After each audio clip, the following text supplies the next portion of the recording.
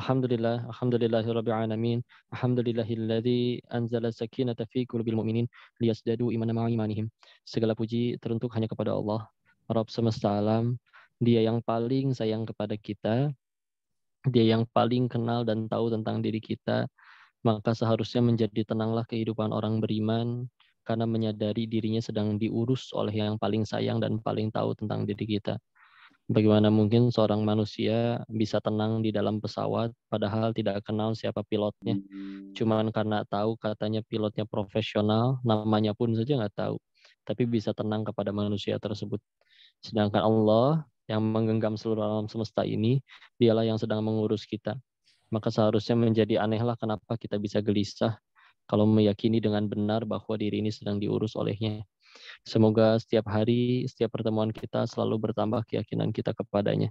Dan salawat serta salam semoga selalu tercurah kepada junjungan kita baginda Rasulullah Muhammad Sallallahu Alaihi Wasallam beserta para keluarganya, para sahabatnya, dan mudah-mudahan Allah mengizinkan kita, membantu kita untuk sanggup istiqomah mengikuti sunnah Rasulullah hingga akhir hayat kita insya Allah. Amin amin ya rabbal alamin. Baik, selamat malam. Semoga Allah selalu merahmati kita semua. Kepada wabil khusus Pak Agung, Gus Rian, Insya Allah yang menjadi wasilah diadakan kajian ini. Semoga Allah merahmati Mualaf Center Indonesia, Dompet Al-Quran. Izin ini sambil ditayangkan live juga dari platform yang lain. Ada yang tadi dari Taiwan juga, Yordania, dan juga dari Arab katanya. Ya, teman-teman yang nyimak live. Syaratnya cuma satu ya, ngaji kita di sini mesti sukses. Nah, gimana ngaji yang sukses teh? Bukan ngaji yang setelah selesai ngajinya langsung hafal semua ayat dan hadisnya. Ya itu juga bagus sih. Tapi yang lebih sempurna lagi adalah yang membuat kita tambah dekat kepada Allah. Ya. Dan sekaligus kalau untuk yang berbicara, siapa yang ngajinya, siapa yang ceramahnya paling sukses, bukan yang paling banyak yang nonton, tapi yang paling ikhlas kepada Allah. Yang nonton satu, tapi ikhlas benar-benar kepada Allah, pahalanya luar biasa.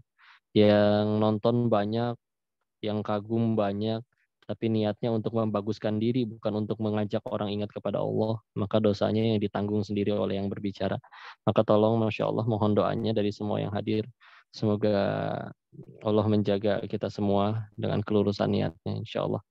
Ya, semoga Allah membalas kalian semua yang merelakan waktunya, kuotanya, baterai handphonenya untuk ngumpul lagi di sini. Insya Allah kita lanjutkan bahasan kita di kitab Al-Hikam karya Syekh Ibnu Athaillah As-Sakandari. Terakhir kita bahas mukodimahnya dan juga hikmah nomor 1. Sekarang kita masuk ke hikmah nomor kedua. Kalau di PDF atau di yang ada kitabnya yang kita pakai ini di nomor halaman nomor 12 ya, sebelah kiri atas. Ya. Bismillah, kita sempurnakan dulu adab kita terhadap penulis kitab ini dan kitab ini. Mari kita sama-sama membaca. Silakan kalau ada yang mau mengikuti. Bismillahirrahmanirrahim. Alhamdulillahirabbil alamin. Allahumma shalli ala sayyidina Muhammad wa ala ali sayyidina Muhammad. Allahumma ighfir lil musannif Syekh Ibnu Athaillah As-Sakandari rahimahullah wa liwalidina wa limasayyikhina. Allahumma ighfir lahum warhamhum wa afihim wa afu anhum. Al-Fatihah. A'udzu billahi minasyaitonir rajim. Bismillahirrahmanirrahim. Alhamdulillahirabbil alamin arrahmanir rahim maliki yaumiddin. Iyyaka na'budu wa iyyaka nasta'in. Ihdinas siratal mustaqim. Siratal ladzina an'amta 'alaihim ghairil maghdubi 'alaihim waladdallin. Amin. Bismillah, kita lihat ya di situ yang nomor 2. Qala musannif fi kitabil hikam iradatuka at-tajrida ma'a iqamatillahi iyyaka fil asbabi minasyahwatil khafiyyah wa iradatukal asbaba ma'a iqamatillahi iyyaka fit tajridi inti inhitatun minal himmatil aliyah. Terjemahannya, keinginan untuk tajrid ya. Apa itu tajrid? Yaitu melulu beribadah, pengen terus-menerus beribadah tanpa usaha untuk urusan dunianya. Ya, ini nambah istilah baru sekalian ya. Keinginan untuk tajrid, yaitu untuk terus melulu pengen ibadah terus-terusan, sampai ninggalin dunia, nggak mau kerja, udah sholat aja gitu ya. Maka padahal Allah masih menempatkan engkau pada golongan orang-orang yang harus berusaha, Di sini istilahnya disebutkan kasab. Kasab untuk mendapat kebutuhan sehari-hari, maka keinginanmu itu termasuk syahwat hawa nafsu yang samar atau halus. Ya. Sebaliknya, keinginanmu untuk berusaha kasab, padahal Allah telah menempatkan dirimu pada golongan orang yang melulu beribadah tanpa kasab, maka keinginan yang demikian berarti menurun dari semangat dan tingkat yang tinggi. Masya Allah. Ya, jadi ini bahasan tentang tajrid dan kasab.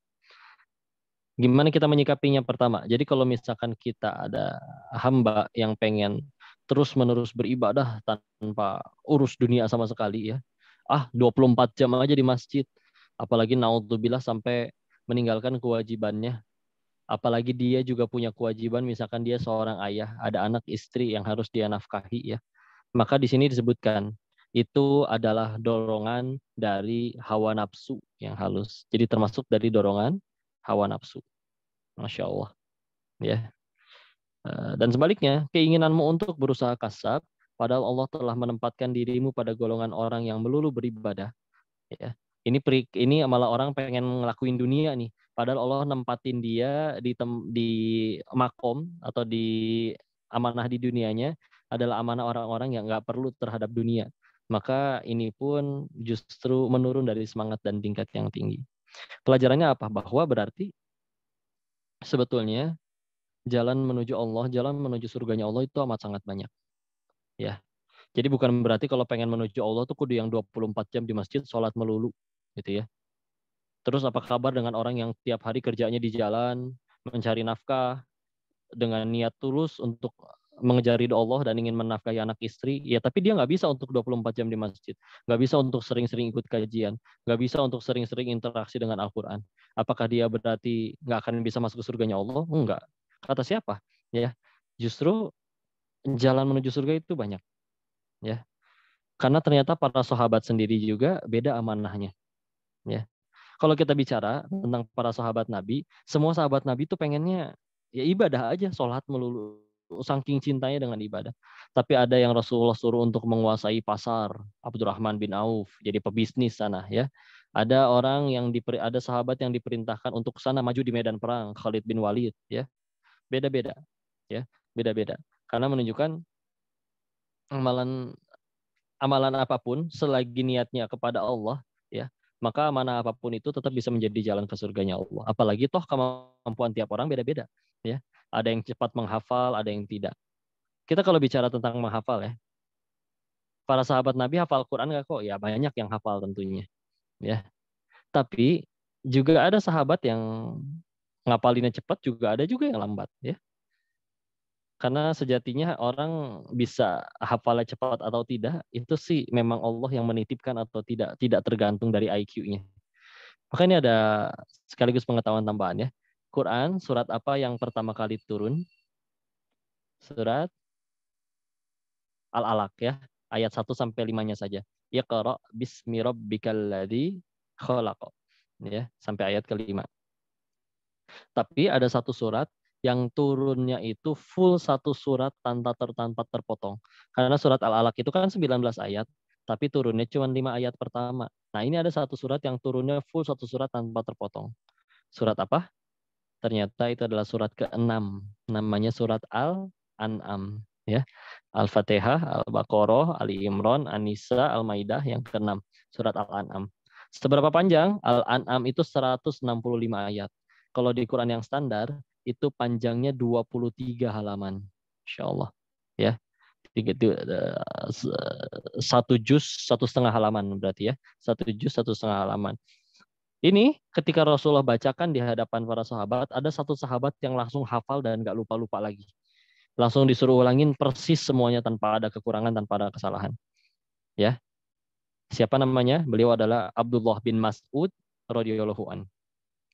Ya, sahabat yang lain itu tidak bisa seperti beliau. Ya, kok siapa sahabat yang lain? Contohnya Umar bin Khattab. Kok misal Umar bin Khattab hafal Quran nggak? Iya, beliau hafal Quran.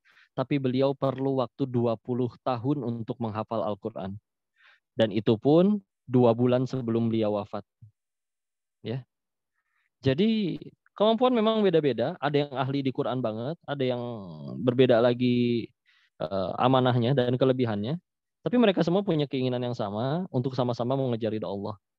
Syaratnya satu sekali lagi kalau tentang urusan Quran, yang penting tidak berhenti. Ya, Umar bin Khattab dengan segala kemuliaannya, ya, dan kelebihannya ternyata hafal Quran tapi ya perlu waktu 20 tahun, beda-beda. Belum Abdurrahman bin Auf, beda lagi amanahnya. Belum Khalid bin Walid, beda lagi amanahnya.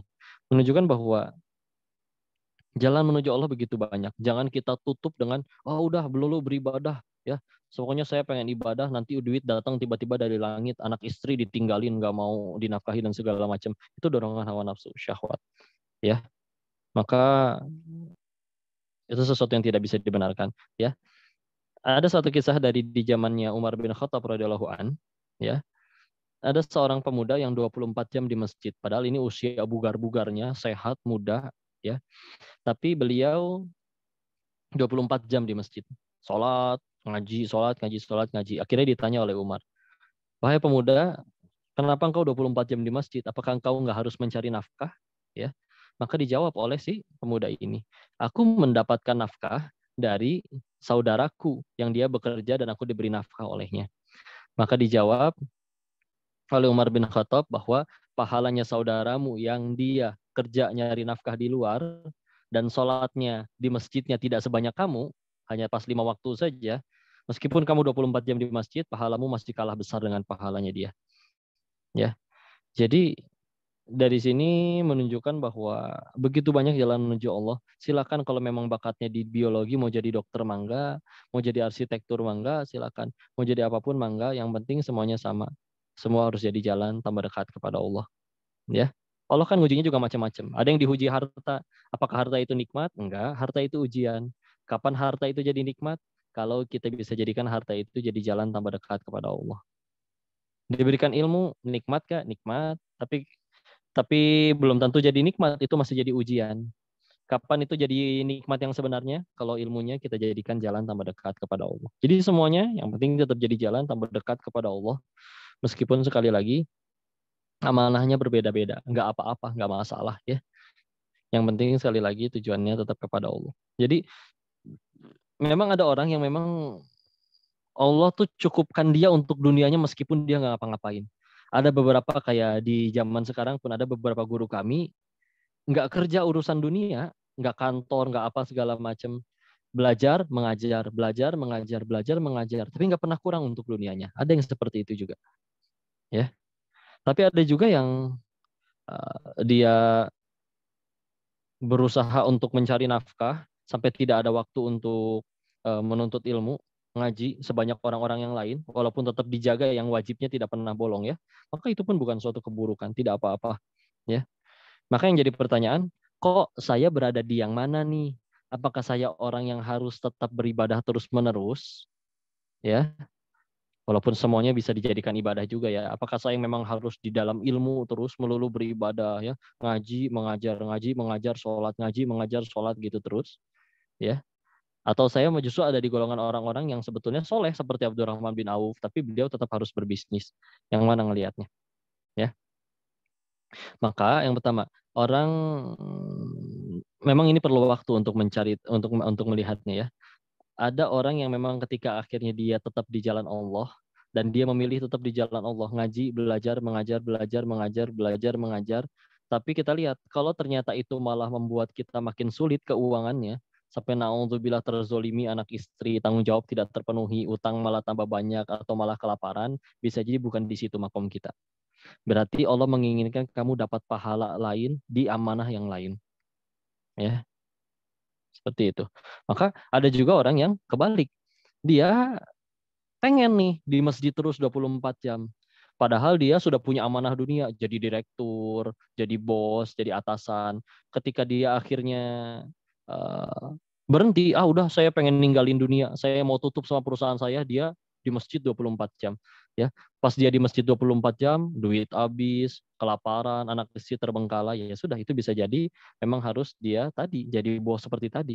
Dengan jadi bos seperti tadi, uangnya tambah banyak, bayar zakatnya tambah banyak yang terbantu. Jadi memang ternyata jalan menggapai surganya dari jalan seperti itu, ya. Atau juga memang ada orang yang ketika dia usaha dunia, dagang, kerja, kok nggak pernah cukup ya duit ya. Giliran akhirnya berhenti dari itu semua, udahlah di masjid aja. Bahkan ada yang istilahnya udah berbakti di masjid, ngebersihin, belajar, mengajar, belajar, mengajar. Malah nggak pernah punya utang, malah cukup hidupnya, malah cukup dunianya. Ada aja gitu, lapar, ada yang ngasih, tahu-tahu. Pas lagi butuh sesuatu, ada aja jalan kebutuhannya. Itu juga ada orang yang seperti itu. Ya, tapi bukan berarti yang satu lebih baik daripada yang lain. Enggak. Semuanya tetap dapat kemuliaan. Kalau misalkan tetap semuanya dijadikan amal soleh. Ya. Kita yang mana? Wallahu alam, tergantung. Ya, beberapa guru kami ada yang kayak gitu. Dia belajar, dia di kantoran kerja, nggak pernah cukup, kurang terus. Giliran akhirnya hanya fokus pada ilmu, belajar, mengajar, malah nggak pernah kekurangan, selalu berkelebihan. Ada yang begitu juga.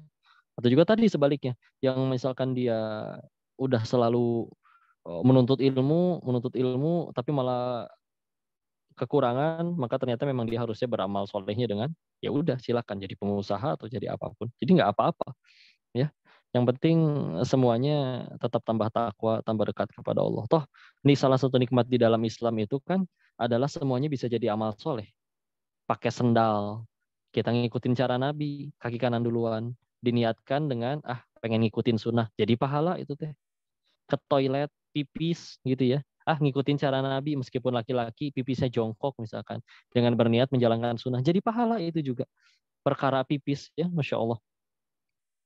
Maka di dalam Islam itu amalan begitu banyak. Silakan, Masya Allah, yang mana saja. Tapi yang pasti semuanya hatinya tetap tertuju kepada Allah. Sesuai bidangnya.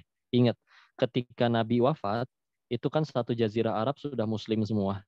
Dan ketika negeri yang lain terbuka menjadi Islam, masuk menjadi negeri Islam, maka kan mereka perlu ahli-ahli dari ibu kota, dari Madinah.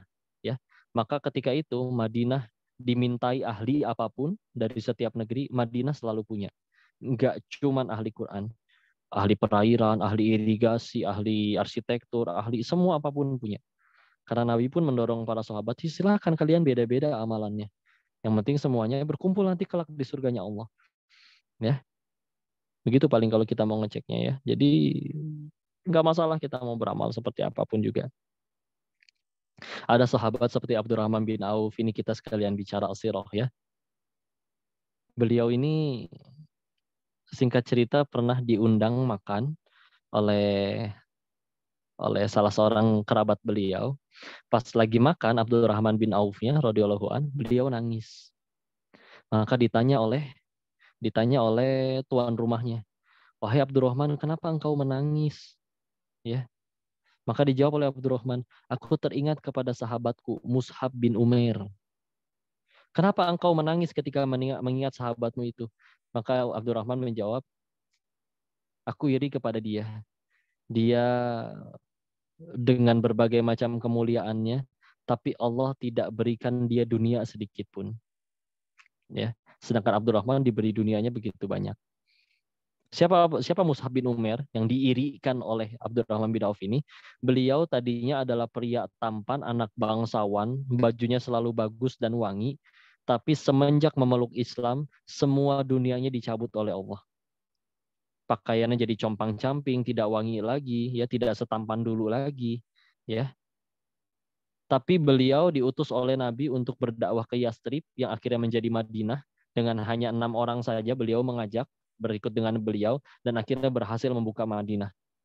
Ketika di peperangan pun beliau punya amanah luar biasa, yaitu memegang panji Rasulullah, bendera Aroya, bertuliskan kalimat tauhid. Bagaimana Mus'hab bin Umair wafatnya? Beliau wafatnya dalam keadaan ingin menjaga bendera tersebut tidak jatuh ke tangan musuh.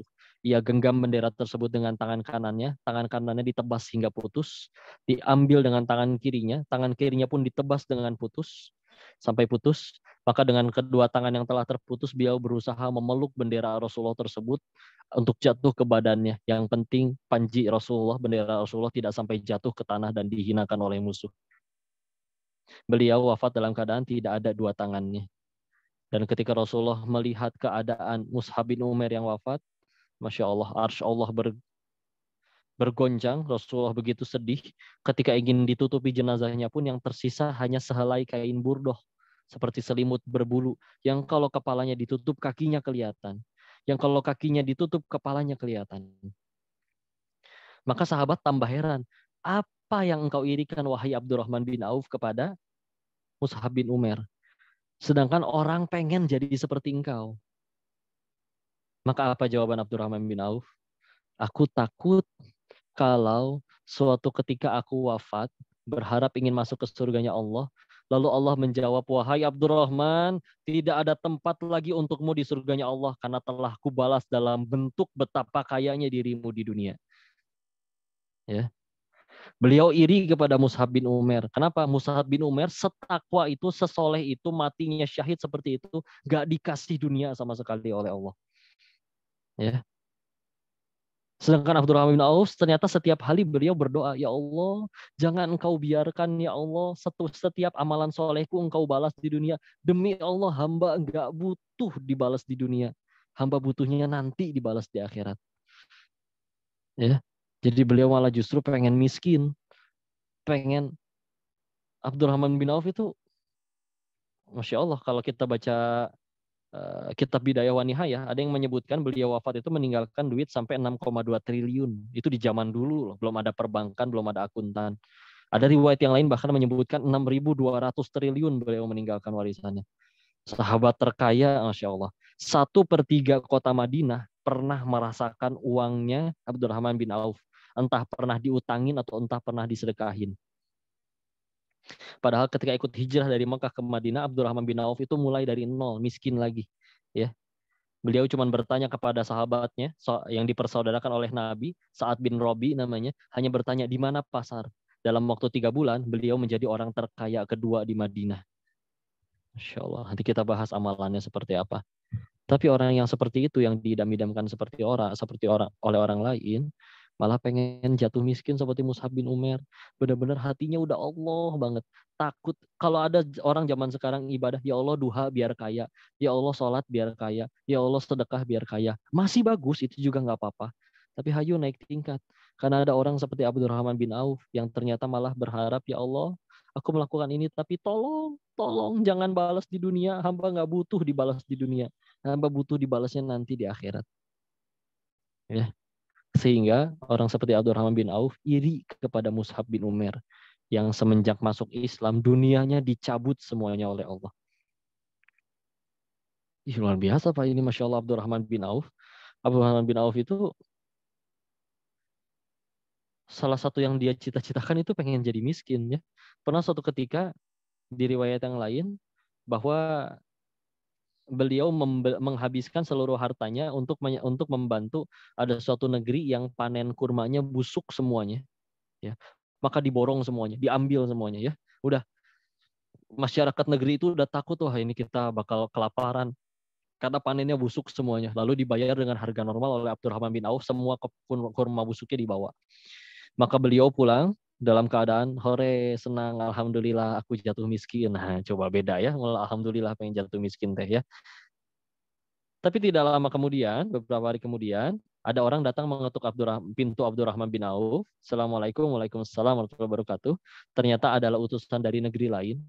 Utusan ini menyampaikan bahwa negerinya sedang terkena wabah penyakit dan sudah ditanya ke tabib di negerinya, satu-satunya obat hanyalah dengan bahan bakunya kurma busuk. Dan dicari kemana-mana pun tidak ketemu karena katanya sudah diborong oleh engkau wahai Abdurrahman. Maka izinkan kami membeli kurma busuk yang telah engkau beli, kami telah bawa ini uangnya, kami bayar 10 kali lipat. Gagal miskin lagi, Masya Allah. Ya, maka ya beliau ahli surga, beliau termasuk dari yang dijamin oleh Allah. 10 sahabat yang dijamin surganya, Masya Allah. Ya, tapi ya amanahnya sekali lagi kalau kita bahas hikmah yang nomor 2 ya, nggak apa-apa jadi orang kaya juga asal kayak Abdurrahman bin Auf gitu ya. Nggak apa-apa miskin juga asal jadi orang-orang seperti Mus'ab bin Umair gitu ya. Apapun amanah yang kau terima, yang penting semuanya jadi amalan yang membuat kita tambah dekat kepada Allah. Mangga silakan mau jadi apa aja ya. Itu yang lebih penting daripada sekedar oh gimana nih. Jadi dan juga yang harus diluruskan adalah bukan berarti kalau kita akhirnya nurut sama Allah, orang suka nasihatin ya, makanya sholat atau biar urusannya lancar, makanya sholat atau biar kerjaan bagus, dunianya gampang, begitu ya. Tapi masalahnya, walaupun ada yang begitu, tapi masalahnya dititipi dunia oleh Allah itu bukan tanda dimuliakan. Kan jelas ya, contohnya Firaun. Hidup 400 tahunan, kaya, raja, berkuasa, nggak pernah sakit, nggak pernah demam, bahkan seumur hidup batuk pun nggak pernah. Istri soleha pula. Apakah mulia? Enggak, ternyata terhinakan. Nabi Ayub alaihissalam 18 tahun kena penyakit kulit. Ketika kena penyakit kulit, 12 anak kandungnya meninggal barengan serentak. Terhinakan? Enggak sama sekali. Alah mulia. Ya, jadi bismillah, ini hikmah yang mengajarkan kita, silakan. Apapun yang kita jalani perannya sebab di kehidupan kita, yang penting satu, semuanya harus jadi amal soleh. Harus jadi kebaikan, harus jadi ketaatan. Ya. Tapi kalau kita pengen lihat kita ada yang di mana, silakan. Kita udah berusaha ibadah 24 jam terus-menerus, tapi malah kurang, ya udah. Malah sampai jadi kelaparan, anak istri terbengkalai, ya malah jadi zolim. Ya, maka silakan. Untuk ya berarti ya mungkin peranku harus jadi pengusaha, harus jadi apapun itu ya. Tapi ada juga yang misalkan ketika akhirnya usaha kerja ya nggak pernah cukup ya, padahal gaji ada tiap bulan tapi kurang lagi, giliran akhirnya memilih untuk udahlah di ilmu aja, belajar mengajar, malah malah cukup, malah lebih dari cukup, anak istrinya pun nggak pernah kelaparan. Ada yang kayak gitu juga ya, jadi nggak apa-apa ya. Masya Allah, ini penting ya, belajar dari umat terdahulu. Mohon dipahami bahwa kalau emang semua yang diajarkan Al-Quran itu nggak cukup untuk jadi membimbing kita hingga akhir zaman, ya mudah bagi Allah untuk membuat Al-Quran itu masih turun hingga detik ini, dan Nabi masih hidup hingga detik ini. Tapi kenapa Nabinya diwafatkan dan Al-Quran sudah tidak keluar ayat yang baru? Kenapa? Karena memang petunjuk Nabi dan firman Allah di Al-Quran cukup untuk menjadi pegangan kita sampai hari kiamat.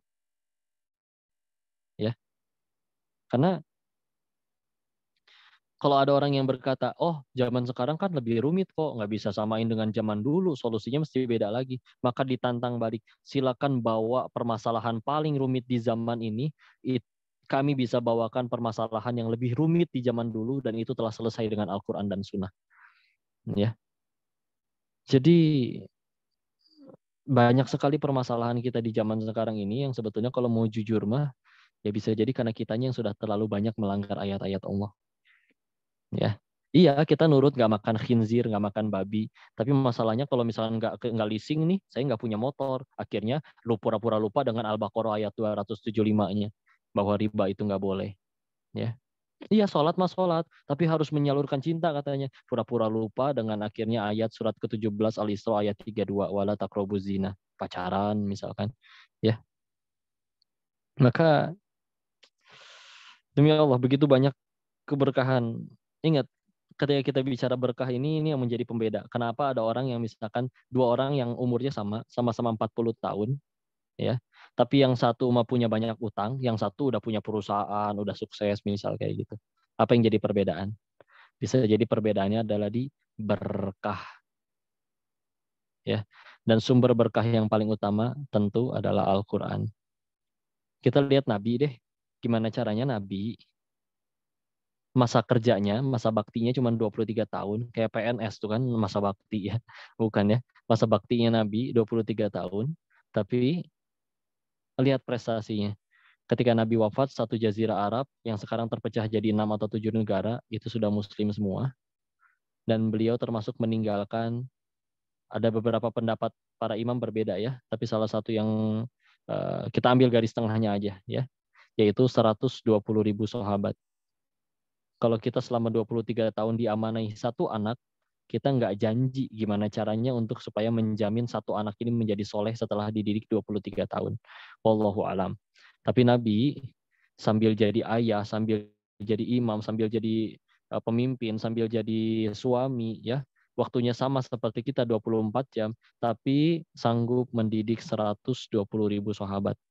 Di kitab Ar-Rasul Al-Mu'alim disebutkan oleh musonif yang penulis kitabnya bahwa kalaupun tidak ada mukjizat lain yang turun kepada Nabi, bahkan kalau Al-Quran nggak turun kepada Nabi, mukjizat yang ada hanya misalkan hanya tadi ya udah, yaitu Rasul menghasilkan 120.000 sahabat, itu cukup untuk menobatkan Nabi sebagai sebaik-baiknya Nabi, Nabi yang terbaik. Ya. Karena 120.000 sahabat yang ditinggalkan Nabi ini, selepas Nabi wafat, mereka berkelana ke seluruh penjuru dunia hingga 14 abad kemudian hingga sampai membuat Islam berjaya menguasai 2/3 dunia selama 13 abad setengah kemudian. Mereka orang-orang yang bukan ketika masuk ke negeri yang baru, mereka dipengaruhi oleh negeri yang baru, tapi mereka adalah orang-orang yang satu sahabat masuk ke negeri yang lain, maka satu sahabat ini bisa mempengaruhi negeri yang lain, negeri tersebut. Ya, gimana itu cara Nabi ngedidiknya? Kok bisa seberkah itu? Apa yang beda? Ya keberkahan. Kenapa? Nabi benar-benar manusia yang ya seperti riwayat Aisyah. Beliau adalah Al-Quran berjalan. Akhlak Nabi itu Al-Quran. Ya. Dan kalau demi Allah ya udah deket-deket sama Al-Quran, benar-benar Al-Quran diamalkan ya Masya Allah. Dijaga, diamalkan seperlunya secara kafah. Dan akhirnya mulai dibaca, mulai dihafalkan. Ya. Bismillah, berkah hidup. Akan membuat perbedaan. Berkah itu bisa membuat sesuatu yang seharusnya selesai dalam 1 pekan, ini selesai dalam sehari. Kalau nggak berkah, sesuatu yang harusnya selesai dalam 1 hari bisa selesai dalam 1 pekan. Ya, adalah kita nurut aja kepada Allah. Ya, nah, dan ini jadi jalan kebaikan bagi kita ya. Apapun amanahnya, berarti silakan. Yang penting tambah takwa, tambah dekat kepada Allah. Tidak apa-apa. Ya, yang penting semuanya membuat Allah ridho, diniatkan selalu untuk jadi amal soleh, amal ibadah. Jalan ke surga itu banyak, silahkan. Seperti yang disampaikan dari kisah-kisah sahabat yang tadi ya. Kita sambil lihat, lanjut masuk ke hikmah nomor 3 sekalian ya. Ini sedikit yang nomor 3. Di halaman 14. Silakan kalau mau dilihat. Kita bacakan. Qala musannif di kiri atas saya itu sawabikul himami la takhriku aswa arul aqdar. Kekerasan atau semangat perjuangan itu tidak dapat menembus tirai takdir, kekeramatan atau kejadian-kejadian yang luar biasa dari seorang wali itu. Tidak dapat menembus keluar dari takdir. Maka segala apa yang terjadi semata-mata dengan takdir Allah. Ya, ini mengingatkan bahwa kalau tadi dibikin, ini kadang ya Al-Hikam tuh cara ngejelasinnya gitu ya. Tadi dibuat seolah-olah bahwa kita jadi apa saja semua bisa jadi surga. Itu betul. Ya. Tapi di ayat ketiga ditutup. Kamu mau semangat berjuang seperti apapun, ya, tetap ada takdir Allah yang tidak bisa dilewati. Ya. Dan ini bukan berarti bertentangan dengan yang tadi, karena tadi Abdurrahman bin Auf pengen banget miskin. Berhasil miskin? Enggak tuh, malah dapat 10 kali lipat, malah tambah kaya. Karena memang Allah sudah mentakdirkan dia ujiannya jadi orang kaya. Ya. Mau kita usahanya kayak gimana, kalau memang Allah menguji kita cara dapat amal solehnya dengan cara itu, maka ya sudah seperti itu. Ya, ada juga orang pengen berusaha viral, udah nyampe makan toke, udah nyampe mandi lumpur, udah pakai ngambil sendal, kalau ngasih gift ntar ditampar-tamparin. Allahu Akbar, apapun itu ya. Kalau kata Allah nggak terkenal, nggak bisa terkenal. Ya, beda urusannya. Ya, maka berarti gimana dong? Kok biar supaya semua jadi kebaikan? Makanya sekali lagi kita hidup berikhtiar, ngapain semuanya? Semuanya harus jadi amal soleh. Ingat tentang dokter? Dokter yang soleh dia berkata, ini pasien mau sakitnya kanker separah apapun, nggak disentuh dokter, kata Allah sembuh, sembuh. Atau ada pasien, ini sakit cuma sakit panu gitu ya, tapi dokternya 1.000 orang, kata Allah mati, mati. Ya. Terus gimana dong? Buat apa? Terus dia ditanya, buat apa dong ikhtiar? Kalau misalkan dokter nyembuhin, nih ada yang nanya juga. Tapi usaha tetap, iya betul tetap usaha. Tapi ditanya dulu, buat apa kita ikhtiar? Buat apa kita usaha? Ya, karena si dokter ini juga ditanya, buat apa tuh dokter datang ditelepon ke UGD? Kan yang nyembuhin Allah, bukan dokter. Ngapain tengah malam ditelepon IGD masih datang? Buat apa dia tetap kerja? Sekali lagi, agar jadi amal soleh. Ini yang paling penting. Yang penting jadi pahala.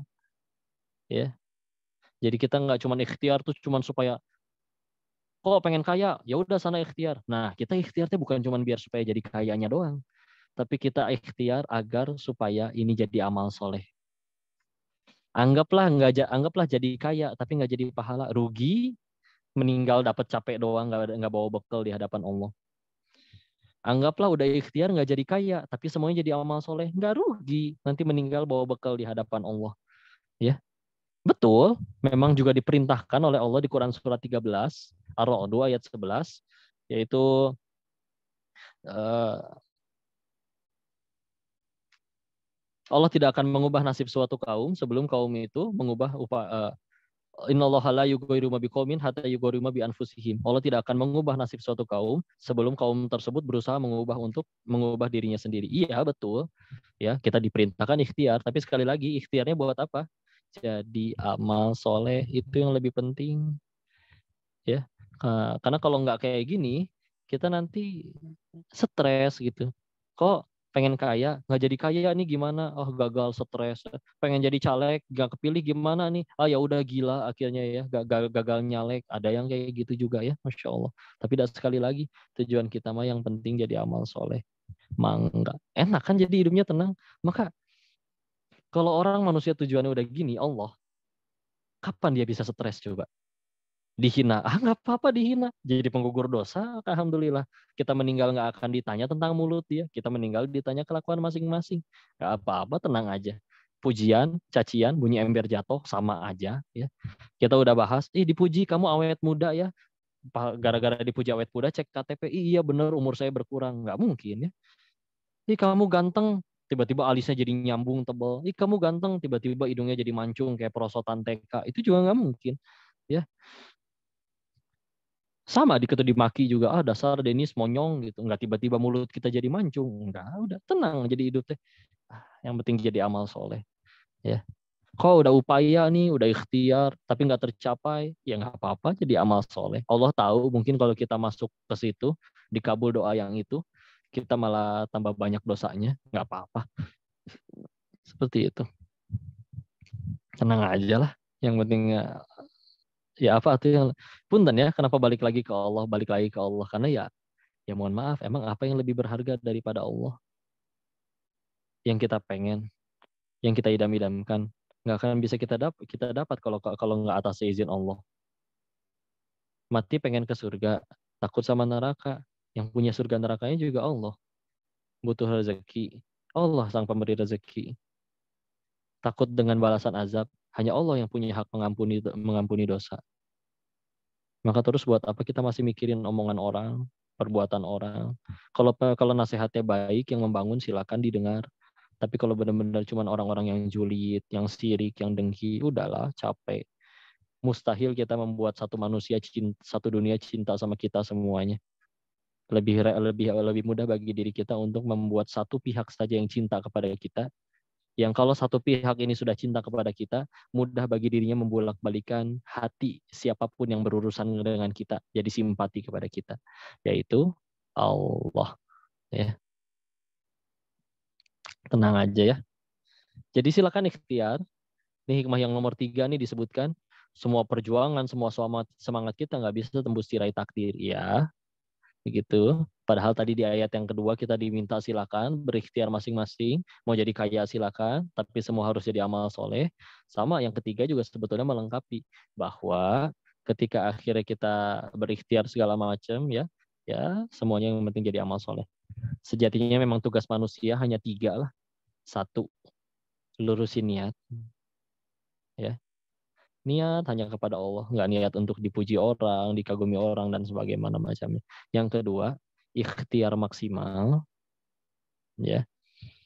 Yang ketiga, tawakal Allah dalam setiap perbuatan apapun. Ini kalau dari tutup tawakal, apa bedanya tawakal sama pasrah? Pasrah mah emang hasil gimana Allah, tapi tidur-tiduran, nggak ikhtiar sama sekali.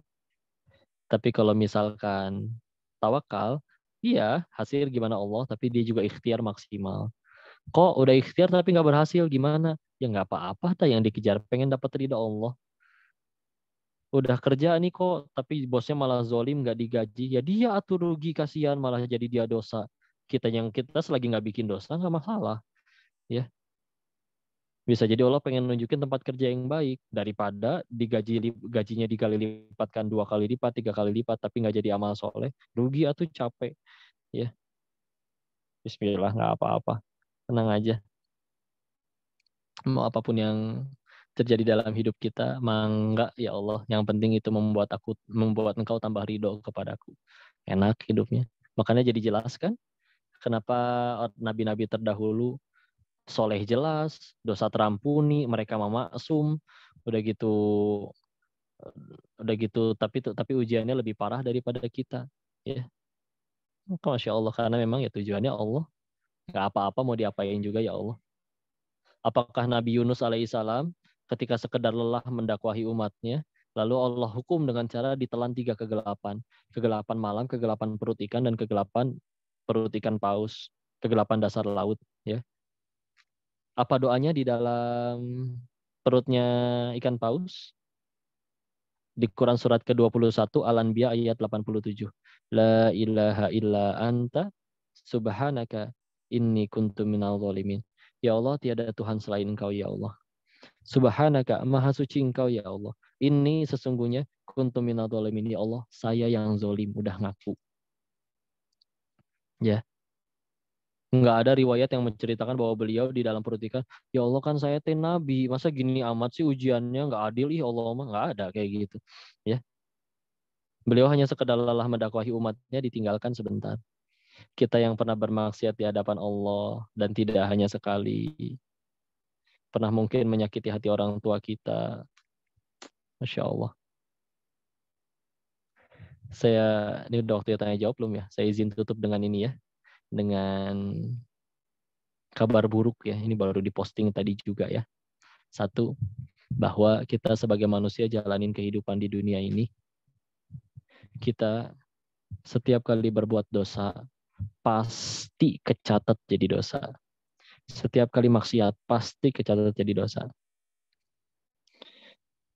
Tapi kalau kita beribadah, beramal solih, mohon maaf, belum tentu diterima sama Allah. Bisa jadi ada salah niat dan segala macam. Iya beneran sholat, iya dia beneran tahajud, iya beneran sedekah. Diterima? Nggak tahu. Nggak ada notifikasinya. Maka seharusnya dengan memikirkan itu benar-benar ngeri, ya Allah. Begitu maksiat pasti kecatat jadi dosa. Begitu tobat juga belum tentu keterima. Giliran sekalinya beramal soleh, belum tentu kecatat jadi pahala. Ya Allah, sedangkan cita-cita pengen ke surga. Ya, sedangkan Nabi Adam alaihissalam diusir dari surganya Allah demi Allah hanya karena satu dosa. Ya, Insya Allah. Satu dosa. Apa kabar dengan kita yang dosanya apakah dosa kita cuma satu? Na'udzubillah. Ya, pasti lebih dari satu. Ya, maka ya kita saling mendoakan, saling mengingatkan, saling menyayangi, saling jadi kebaikan supaya jangan sampai kita tidak berkumpul nanti di surga surganya Allah yang kita harapkan, kita idam-idamkan. Ya. Yang penting semuanya jadi amal soleh, semuanya jadi kebaikan. Bismillah. Allahu a'lam bishawab. Udah segitu dulu deh, Masya Allah. Gus Tian. Ini ada suara apa ya? Sisanya ini masih ada cukup waktu untuk tanya jawab ya. Silakan. Oke, terima kasih. Silakan Kak yang mau bertanya. Siapa nih namanya? Dari Padang mungkin ya? Halo? Baik, terima kasih Kak. Oke. Sebelumnya, terima kasih kepada Kakak host ya. Assalamualaikum warahmatullahi wabarakatuh. Waalaikumsalam warahmatullahi wabarakatuh. Di sini saya ingin bertanya sedikit Pak Ustadz tentang ujian dari Allah tadi kan. Bagaimana suatu ujian itu adalah ujian yang dibuat-buat. Contohnya seperti kita kan menumpuk utang-utang riba sehingga hutang tersebut telah tertumpuk dan udah sampai puncaknya, kita sadar bahwasanya itu salah dan kembali kepada Allah. Apakah itu sama seperti ujian yang dibuat-buat atau diada-adakan gitu, Ustaz? Iya. Masya Allah. Oke. Baik ya. Nah, siapa tadi namanya yang tanya Kak Rizka ya? Rizka, Pak. Iya, Kak. Dari mana, Kak? Padang Sidimpuan, Kak. Padang ya? Masya Allah. Padang Sidempuan itu bukan di Padang ya, beda Bukan ya? lagi kan? Padang Sidimpuan, bukan Padang. Oh, daerah mana Bukan itu, di Kak? Padang Sumatera Barat. Sumatera Utara, Kak. Oh, Sumatera Ustaz. Utara. Iya. Oke, mungkin Ko Denis bisa langsung jawab ya pertanyaan. Baik, bismillah ya. Tadi pertanyaannya bagaimana kalau misalkan ada masalah itu masalah yang memang dibuat-buat, seperti misalkan utang riba ketika bertumpuk akhirnya kita dapat masalah. Ya, Masya Allah. Kepahitan mesti dipahami dulu. Kepahitan itu ujung-ujungnya cuma dua. Satu, untuk gugurin dosa. Dua, untuk meninggikan derajat di sisi Allah. Ya. Biasanya memang orang mendekat kepada Allah itu gerbangnya dua. Satu, melalui gerbang syukur. Dua, melalui gerbang tobat. Masalahnya, pas di gerbang syukur suka kebablasan. Ya, kita lalai. Pernah lihat nggak ada orang yang baru gajian, tapi dia malah marah-marah. Masa gajinya cuma segini? Lah, ini dia menderita itu bukan karena nggak ada nikmat, tapi karena nggak ada syukur. Orang lain ada yang ngarep digaji loh, tapi nggak dapat pekerjaan. Dia dapat gaji malah marah-marah. Ya, maka karena gerbang syukur itu biasanya kebablasan lewat terus, maka mau nggak mau, ya dia harus mendekat kepada Allah, ditolong oleh Allah melalui gerbang taubat. Ya. Dan juga yang salah satu hal harus dipahami, memang betul kebanyakan masalah manusia itu diundang oleh diri sendiri. Yang rumah tangganya berantakan, ada yang diundang dengan cara mohon maaf, ada yang gara-gara selingkuh dulu. Yang sekarang banyak utang, mohon maaf, ada yang soalnya gara-gara ikut utang pinjol dulu. Ya, jadi ya memang banyak gitu yang diundang. Ada yang istilahnya digampar oleh orang gara-gara memang matanya jelalatan. Ya, ada yang begitu juga. Ya, tapi sejatinya setiap kali kita dapat kepahitan, apalagi kalau kita sadar ini kepahitan diundang oleh dosa kita, ya, maka sejatinya ketahuilah itu adalah pertolongan dari Allah. Ya, pertolongan dari Allah. Karena tentu jauh lebih repot dan lebih berat kalau semua amalan buruk kita itu tidak dibalas di dunia tapi dibalasnya di akhirat. Repot itu luar biasa, Masya Allah. Ya.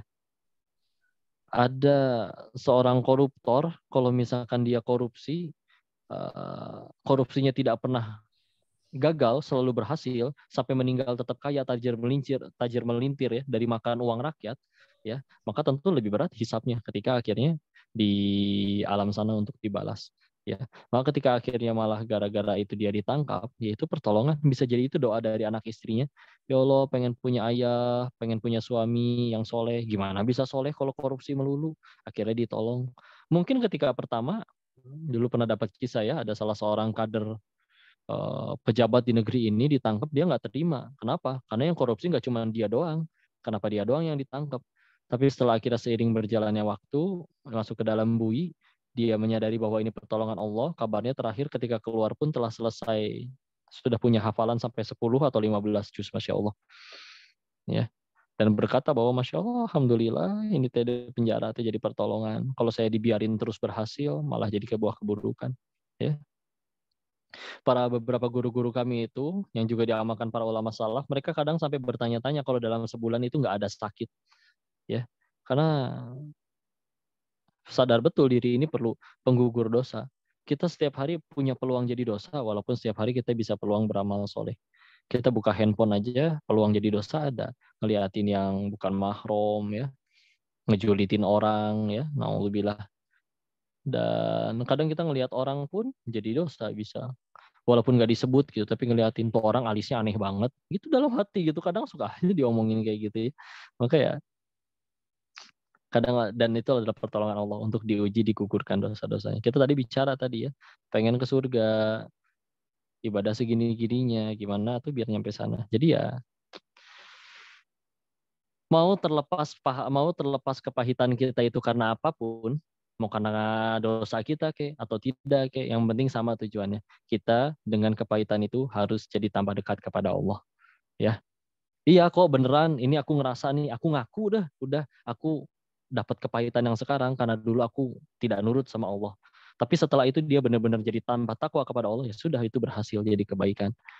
Daripada bersikeras, enggak, ini bukan salah saya enggak ngapa, saya soleh kok, saya enggak ngapa-ngapain, naudzubillah, dan malah tidak mau memperbaiki diri, ya rugi juga ya. Maka yang penting semuanya jadi tambah taat kepada Allah, apapun itu kepahitannya ya. Bismillah, wallahu a'lam bishawab. Oke, terima kasih untuk jawabannya. Semoga menjawab ya untuk Kak Rizka ya. Oke, terima kasih untuk pertanyaannya. Oke, mungkin next dari kolom chat nih kok ya. Oh iya, ini ada yang bergabung dari channel Mu'alaf TV nih kok. Nah, jadi Masya Allah. jadi Deki MC ini juga bersinergi ya dengan channel YouTube. Nah, dari Mu'alaf TV. Nah, itu dia isinya di situ kita dari Mu'alaf TV itu isinya wawancara mu'alaf-mu'alaf yang ya bahasanya nanti untuk ceritanya, kisahnya itu bisa menginspirasi kita. Nah, itu di channel Mu'alaf TV di YouTube. Nah, itu juga beberapa kali menghubungi kita untuk mencari mu'alaf-mu'alaf yang kisahnya inspiratif. Nah, ini juga alhamdulillah bergabung malam ini dengan kita. Nah, ini bertanya juga nih dari Mu'alaf TV. Nah, ini Cak Nur nih aslinya namanya. Tapi mungkin di sini di Mu'alaf TV. Nah, Assalamualaikum Pak Ustadz, izin bertanya mungkin sedikit di luar tema. Saat bermain di rumah sahabat non-muslim, diajak makan bersama di rumahnya, disediain misalnya ayam. Nah, hukumnya memang halal, tapi kami tidak tahu saat cara penyembelihannya. Nah, itu bagaimana nih menurut Ko Denis ini? Masya Allah. Ada yang menjelaskan tentang itu yang kami ketahui ya, diambil kias, yaitu ketika Nabi sendiri pernah diundang atau diberikan makan oleh orang Yahudi yang memang dia tidak beriman kepada Allah, tapi tetap menerimanya. Padahal Yahudi tersebut, bahkan dia penghasilannya juga nggak tahu, menyembelihnya juga makanannya juga pasti tidak tahu, tapi di riwayat tersebut disebutkan bahwa Nabi tetap menerimanya, tetap memakannya. Ya. Dan ini biasanya kerap juga dipertanyakan kalau misalkan kita tahu nih, kayak misalkan karena waktu saya di Thailand kan ya bisnisnya bisnis judi ya, kasino ya. Maka kadang ada teman-teman dari lingkungan yang lama yang masih di bisnis judi gitu ya, yang ketika dia ngundang makan ya disuguhin makanan, memang zatnya dia halal. Tapi kalau misalkan dari cara mendapatkannya ya itu kan kita tahu dia punya sebagian itu ada bisnis yang haram. Maka waktu itu sempat ditanyakan kepada para guru juga, yaitu urusan dia yang apa namanya, yang dia berbuat dengan cara mendapatkannya tidak halalnya, maka memang kita tidak diminta pertanggungjawaban di situ. Walaupun tetap kita punya pilihan kalau pengen menjaga bersifat waro untuk tidak menyentuhnya atau tidak memakannya sama sekali, ya. Tapi kalau memang kadang-kadang kami ketika akhirnya ketemu dengan beliau-beliau itu di restoran beliau atau gimana. Nah, itu memang ada misi untuk dakwahnya, untuk ngajak dia berhenti, ngajak dia untuk supaya tidak berkecimpung lagi di dunia itu, ya. Tapi disuguhin minum, kadang dikasih jus atau gimana, ya.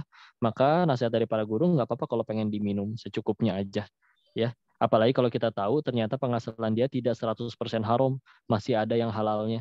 Maka bisa diambil asumsi bahwa yang kita ambil, yang diminum itu dari usaha yang halalnya. Wallahu alam bisawab, tapi guru kami menasihati seperti itu. Yang jangan yang istilah, oh dia mah kaya kan, dia bandar judi, sering-sering aja ke restorannya nanti ditraktir terus, ya itu juga kurang ahsannya. Tapi yang pasti ada penjelasan seperti itu dari dalilnya, dari yang diriwayatkan ketika Nabi diberikan makan oleh orang Yahudi ketika itu. Wallahu alam bisawab. Mudah-mudahan menjawab pertanyaannya. Dan tetap sekali lagi di atas masalah jawab halal haram mah mudah ya. Islam tuh sudah lengkap aturan fikihnya. Tapi di atas fikih, guru kami selalu mengingatkan, di atas fikih selalu ada yang namanya takwa. Oke, ternyata boleh secara fikih, tapi kalau ternyata itu secara ketakwaan, kalau kita tinggalkan membuat kita tambah dekat kepada Allah, maka itu yang dipilih oleh orang yang bertakwa.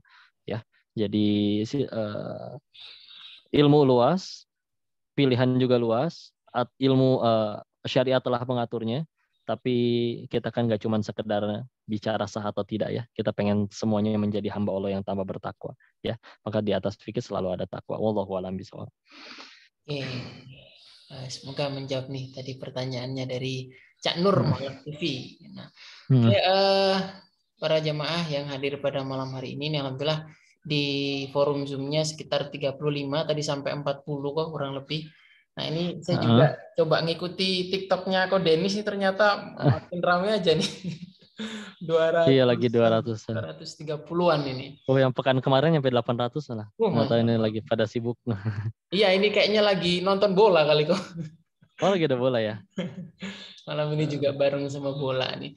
Oke, mungkin saya juga ini ya mengajak pada para jamaah sekalian. Nah, di sini kajiannya terselenggara dari Mu'alaf Center Indonesia, dan bagi para jamaah sekalian yang mau membantu untuk para mu'alaf, nah binaan kita. Nah, kita untuk program Mu'alaf Center Indonesia itu melayani pembinaan mu'alaf, pendampingan mu'alaf, serta pemberdayaan mu'alaf. Nah, bagi para peserta, bagi para jamaah kajian yang pingin infak, membantu, peduli mu'alaf dan mendukung program MCI, Mu'alaf Center Indonesia Jawa Timur, nah monggo bisa transfer ya ke rekening kita, rekening BSI, nomornya cantik nih kalau mau dihafalin, nomornya 8808 0088 08. Ya sekali lagi ya, 8808 0088 08 atas nama Mu'alaf Center Indonesia Jawa Timur. Insyaallah infak dari para jamaah, dari para donatur nanti akan kita teruskan, akan kita sampaikan pada mu'alaf-mu'alaf yang membutuhkan, insyaallah.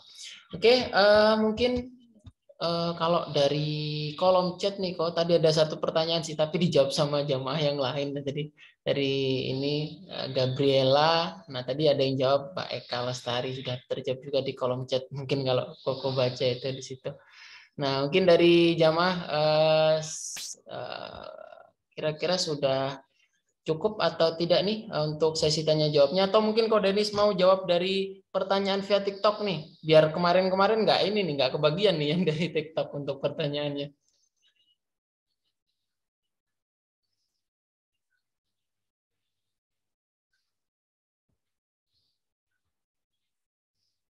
Maaf kok headsetnya kok nggak kedengeran, maaf audionya.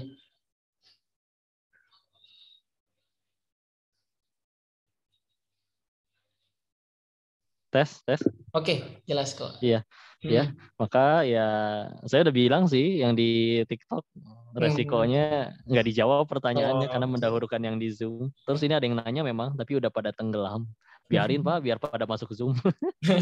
Iya nih rame banget juga nih interaksinya di TikTok ya. Nah, yes. Alhamdulillah ada yang pada baik bantuin jawab.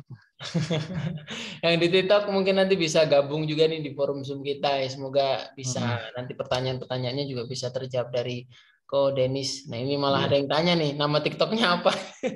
Mau di-follow.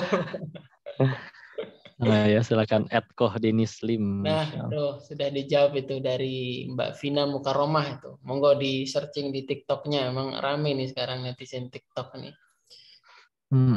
Oke, kalau memang sudah tidak ada yang tanyakan lagi, mungkin kita cukupkan ya untuk kajian kita pada malam hari ini. Alhamdulillah, semoga ilmu-ilmu tadi yang disampaikan oleh Ko Denis, kisah-kisahnya tadi yang disampaikan, kisah para sahabat Nabi, kisah juga nabi-nabi serta ya bahasanya kisah-kisah terdahulu, semoga nanti kita bisa mengambil ibrah dan semoga nanti dalam kehidupan sehari-hari bisa menjadi pegangan kita, bisa menjadi acuan kita nanti untuk menjalani hidup ini. Amin amin ya rabbal alamin. Oke, ini ada yang nge-share, malah kok nge-share link TikToknya. Oke, semoga nanti followernya Ko Denis juga makin rame. Amin. Nah, terus nanti juga para jamaah bisa ikut gabung juga di forum Zoom ini biar lebih interaktif. Monggo kalau mau bertanya di sini bisa via langsung ya, ngobrol dengan Ko Denis. Kapan lagi nih ngobrol langsung dengan Ko Denis nih kalau nggak via Zoom kan? Nah, juga bisa via chat nanti untuk bertanya kalau malu-malu. Oke, mungkin untuk kajian malam ini, kita akhiri. Mari kita akhiri bersama-sama dengan bacaan doa kafaratul majlis. Subhanakallahumma wa bihamdika asyhadu an la ilaha illa anta astaghfiruka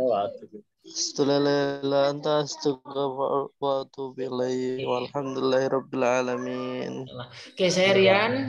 Mohon maaf jika selama berjalannya acara ada salah tutur kata. Demikian akhirul kalam, wabillahi taufiq wal hidayah. Wassalamualaikum warahmatullahi wabarakatuh. Waalaikumsalam warahmatullahi wabarakatuh. Waalaikumsalam warahmatullahi wabarakatuh. Oke, terima kasih. Junlef, syukran jazakallahu khair. Ya, monggo. Terima kasih. Terima kasih pada para jamaah untuk kajiannya. Jangan lupa Rabu malam ya, ditandai ya, bikin alarm kalau perlu. Rabu malam jam 20.00 kita akan lanjutkan minggu depan kajian tauhid bersama Koden Muslim. Insya Allah akan berlanjut ke hikmah-hikmah selanjutnya. Oke.